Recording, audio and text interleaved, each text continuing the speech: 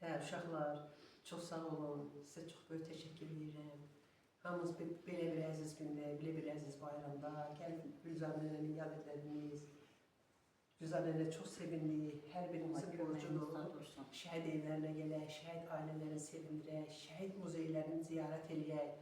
Mən buradan hamıya səslənirəm ki, belə bir gündə mütləq ki, şəhid analarının yanında olmaq lazımdır. Yəni, onların bayramını təbrik eləmək, onların könlünü xoş eləmək.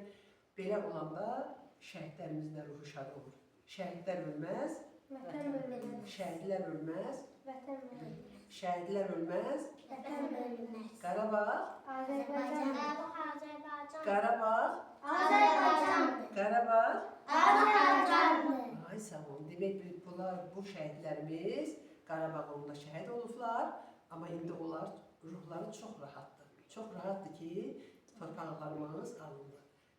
Sizə də uzun ömür, can sağlığı arzulayıram. Gülzar nənə, Gülzar uşaqların nənəsinin dilinə deyim, uşaqların dilinə deyim. O gün olsun, bu evə toya gələk. İnşallah. İnşallah Allah bir balaza toy qismət eləsin.